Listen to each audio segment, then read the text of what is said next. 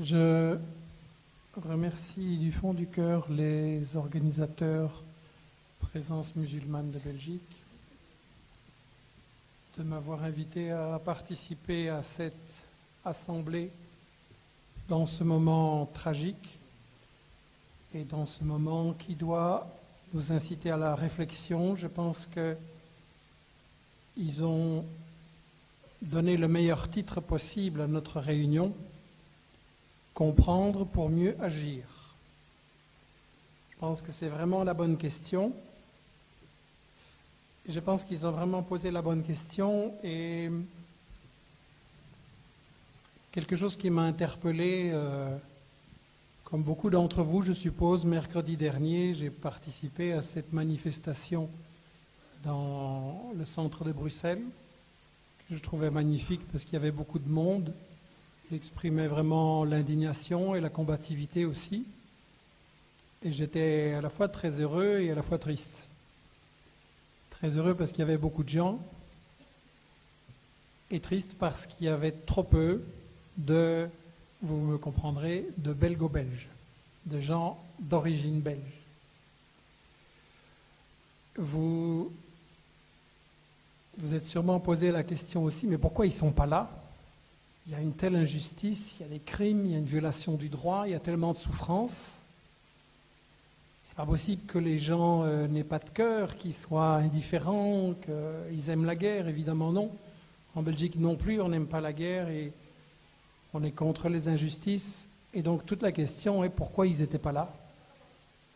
Et je pense que ça, pour ma part en tout cas, ça doit être au centre de notre réflexion et c'est ça que j'aimerais éclairer un peu maintenant. Je pense qu'ils n'étaient pas là, dit très crûment, à cause des médias.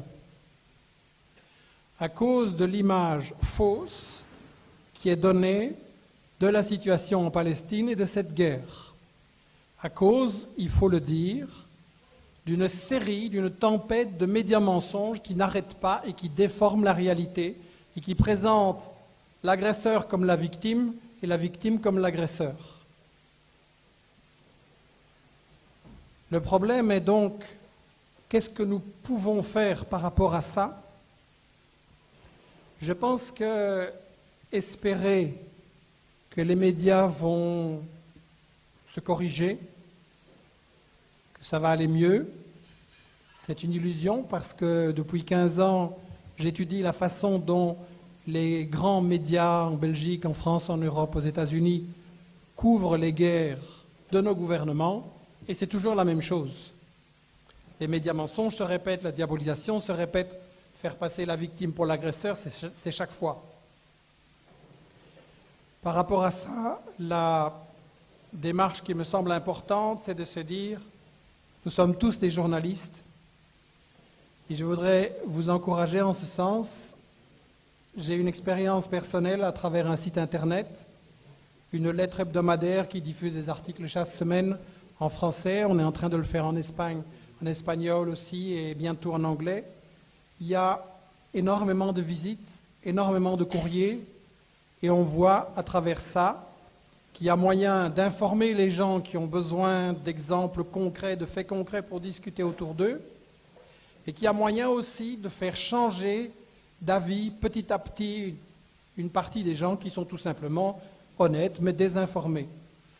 Je peux vous dire que pour l'instant, après un passage à la télévision et dans cette actualité, il y a énormément de courriers, il y a des dizaines de lettres, de mails tous les jours, beaucoup d'encouragements, beaucoup de choses intéressantes qui sont envoyées pour aider à informer, et aussi des gens qui défendent Israël un peu, beaucoup, honnêtement, moins honnêtement, et en tout cas avec lesquels j'essaye d'entrer en discussion parce que je pense que c'est là qu'il y a un travail où on peut faire changer les choses.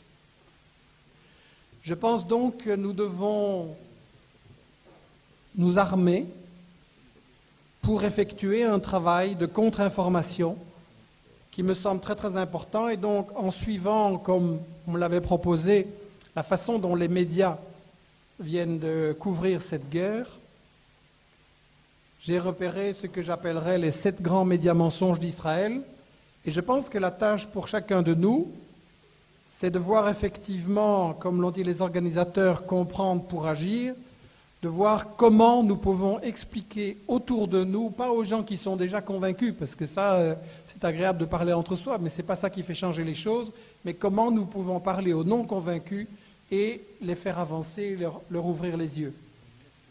Le premier grand média mensonge dans cette actualité, c'est le Hamas a rompu la trêve avec ses roquettes.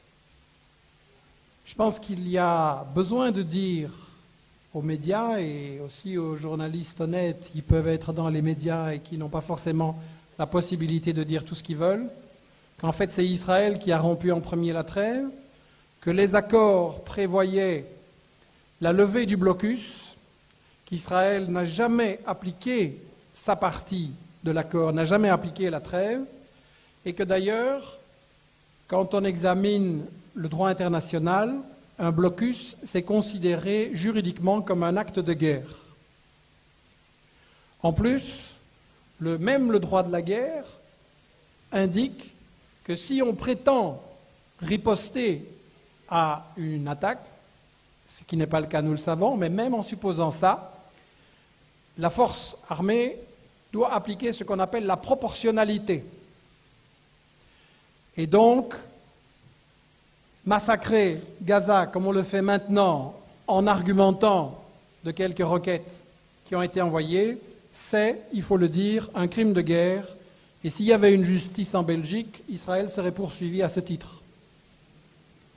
Le deuxième grand média mensonge qu'il faut absolument expliquer autour de soi, c'est que les médias, chaque fois qu'ils présentent n'importe quelle guerre, cachent l'histoire.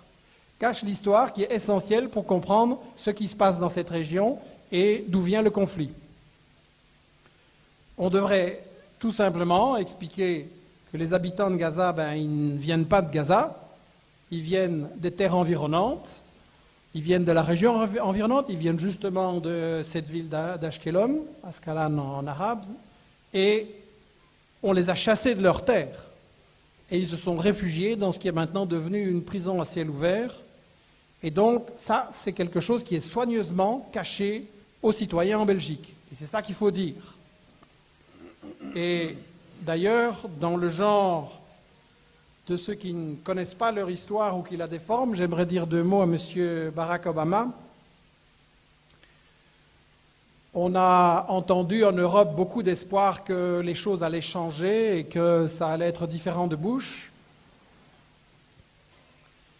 Mais quand je lis ce que Obama a déclaré à propos de ce conflit et que je vais vous citer, je me pose des questions. Obama a dit « Si quelqu'un tirait dans la maison où dorment mes deux filles, je ferais tout ce que je pourrais pour l'empêcher. » Je partage tout à fait le souci de M. Obama et je comprends ce que ça veut dire protéger ses enfants. La seule question, c'est que M. Obama a oublié de raconter l'histoire et que s'il l'avait vraiment raconté en la respectant, il aurait dû dire « Si quelqu'un chasse un habitant de sa maison, l'en expulse et l'oblige à aller habiter dans la niche du chien, là un peu plus loin, et que non seulement il veut la maison, mais il veut le jardin, il veut tous les terres autour, il veut absolument toute la région, alors effectivement, il doit s'attendre à ne pas être tranquille. Si on cache l'histoire, si on cache à qui appartenait la maison, on manipule. Alors je ne sais pas si je dois ici vous proposer d'organiser une collecte pour qu'on puisse cotiser pour envoyer un petit manuel d'histoire à M. Obama, mais j'ai l'impression qu'il est informé.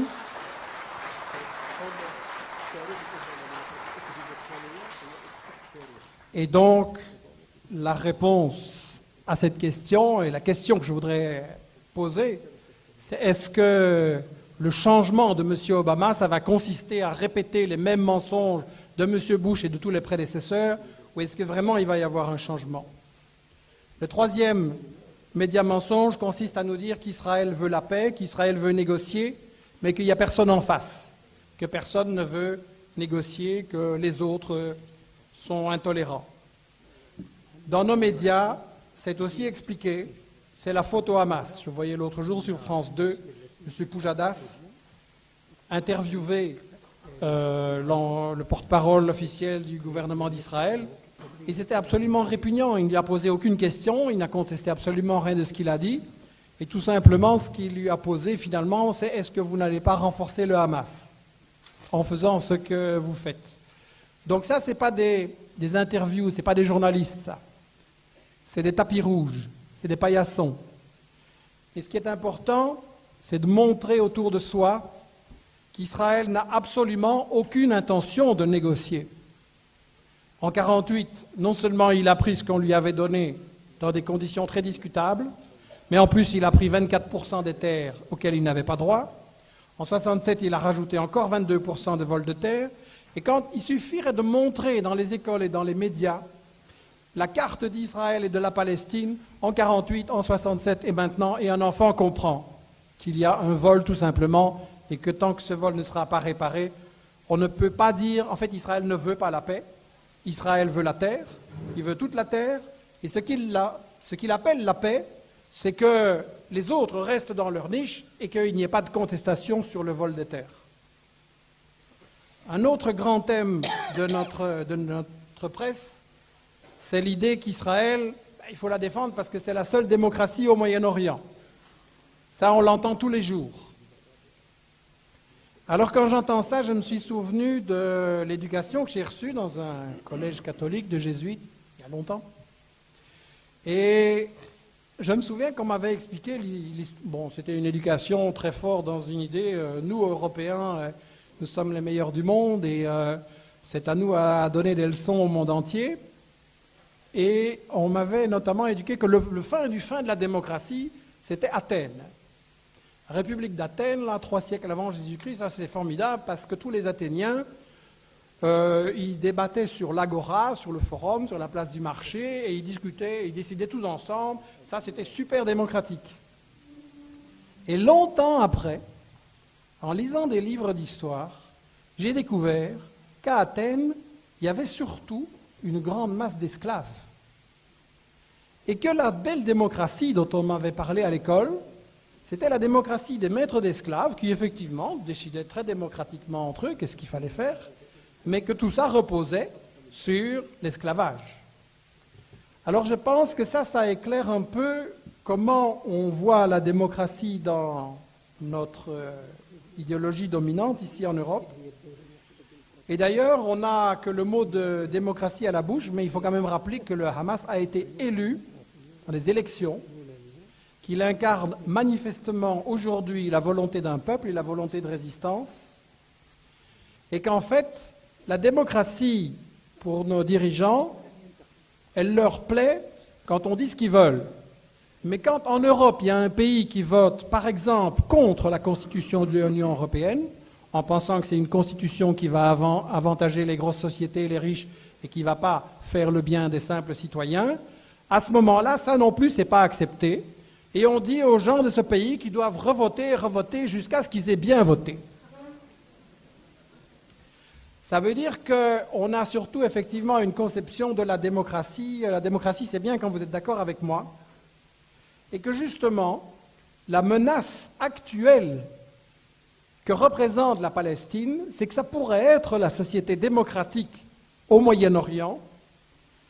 Et que, bon, c'est ça qui fait peur. Parce que quand on nous diabolise, les Palestiniens et leurs organisations, on ne dit rien, au contraire, on chante les louanges de gens comme Moubarak et d'autres dictateurs.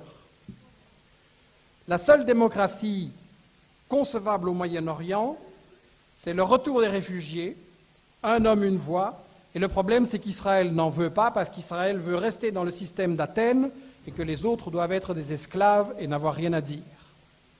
Un autre média-mensonge important, c'est qu'on essaie de nous présenter ça comme une guerre de religion. C'est un problème avec les musulmans, ils ne sont pas comme nous, on ne peut pas s'entendre, certains parlent même de guerre des civilisations. Et alors là, pour moi qui travaille depuis quelques années sur l'Amérique latine, j'ai quand même une question qui m'est parue évidente. Ah bon, c'est un problème de religion, c'est un problème avec les musulmans, bien. Et Hugo Chavez, là, Le président du Venezuela, celui contre qui vous avez fait 2 coups d'État et que vous essayez de renverser tous les 15 jours, celui que vous diabolisez dans vos médias, c'est un grand chrétien.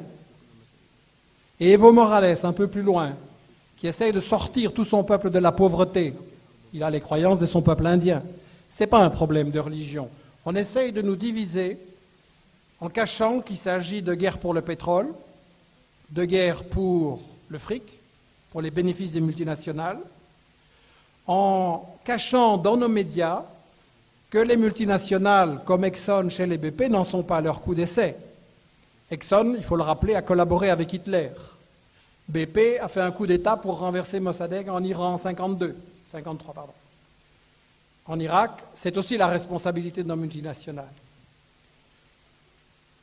Je suis en train de préparer un livre justement sur cette expérience du Venezuela, les 7 péchés d'Hugo Chavez. Et il y a une chose qui me frappe.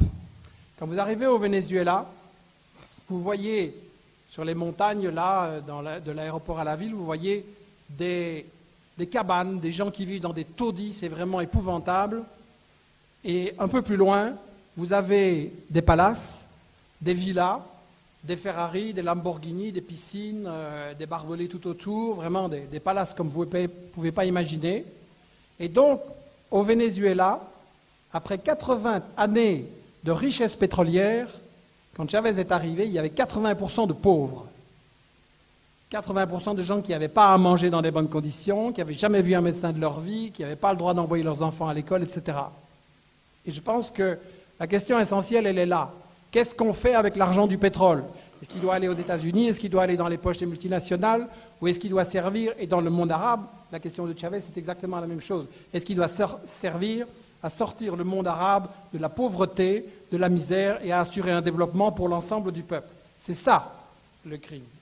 Et effectivement, Israël a un rôle de gendarme du Moyen-Orient, un rôle de gendarme du pétrole.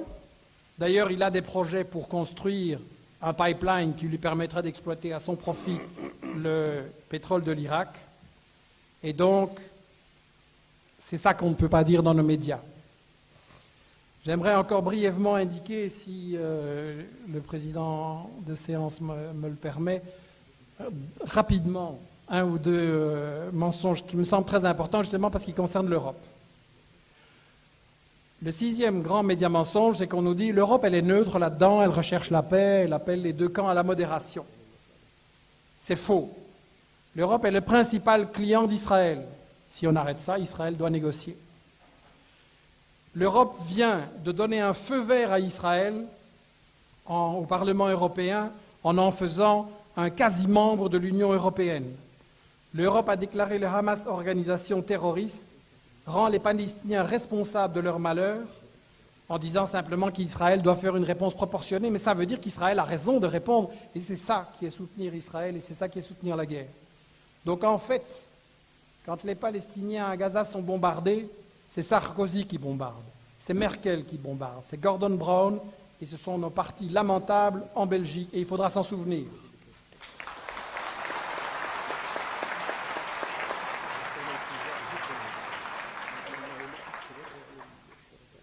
Je passe sur le 7e grand média mensonge pour être respectueux et pour en venir surtout à la conclusion qui me semble très importante, c'est-à-dire qu'est-ce que nous pouvons faire. Je pense que c'est vraiment important d'organiser ensemble une contre-information et d'être beaucoup plus performant, beaucoup plus efficace, beaucoup plus organisé. Et j'insiste, une information qui touche les non-convaincus.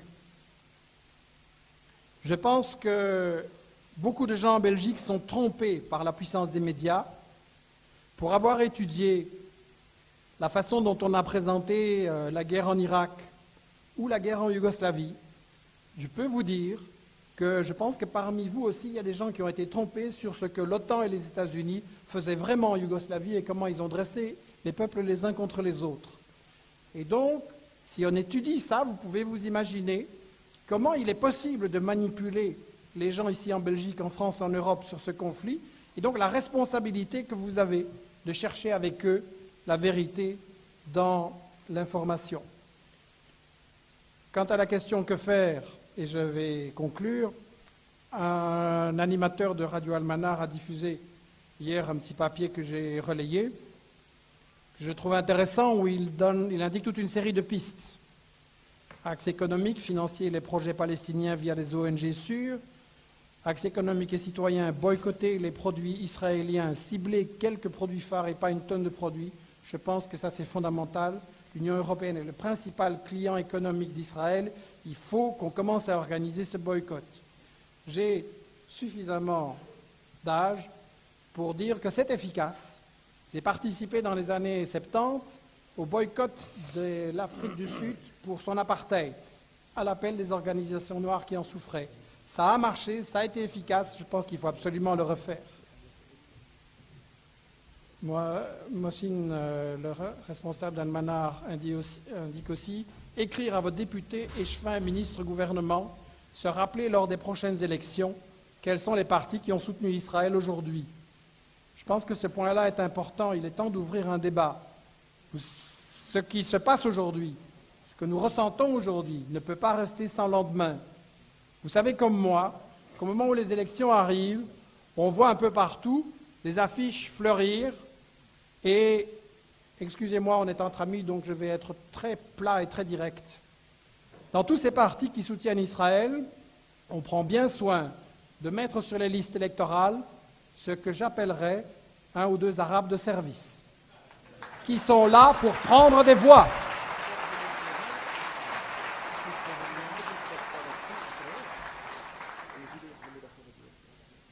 Évidemment, beaucoup sont de bonne foi, je suppose, et disent « je vais essayer de changer les choses de l'intérieur ». Il est temps maintenant, depuis 5 ans, 10 ans, 15 ans, qu'ils changent les choses de l'intérieur, qu'il y ait un débat, qu'est-ce que vous avez changé? Et est-ce qu'il n'est pas temps d'interpeller en disant ou vous continuez à soutenir Israël, et alors on ne vote plus pour vous, ou vous changez, et d'en tirer les conséquences. Je pense que c'est un débat très important, il parle aussi d'alerter les médias, les journalistes, et je pense qu'il a tout à fait raison. Avec l'équipe qui travaille avec moi autour de mon site internet, nous voulons préparer, dans les moments qui viennent, un document, une sorte de test média, qui serait justement un argumentaire pour pouvoir discuter en direction de toute la population ici, pour répondre concrètement avec des faits historiques, des citations, parce qu'on a l'histoire avec nous, on a la vérité avec nous, et il suffit de bien organiser la façon de la communiquer. Pour conclure, et je pense qu'il faut beaucoup faire de travail en direction des écoles et en direction des jeunes, pour leur expliquer qu'on les a manipulés. Pour conclure, je voudrais vous encourager, nous encourager tous, à ne pas penser que les médias sont trop forts, trop puissants et qu'on ne peut rien contre eux. Je pense que la force, elle est de notre côté. Le nombre, la vérité, la motivation, l'idéal, il est de notre côté. Et je pense, pour conclure, que oui, il n'y aura pas de paix sans justice au Moyen-Orient, et il n'y aura pas de paix et de justice sans information, sans communication de la vérité. Et en ce sens-là, nous sommes tous des journalistes. Je vous remercie.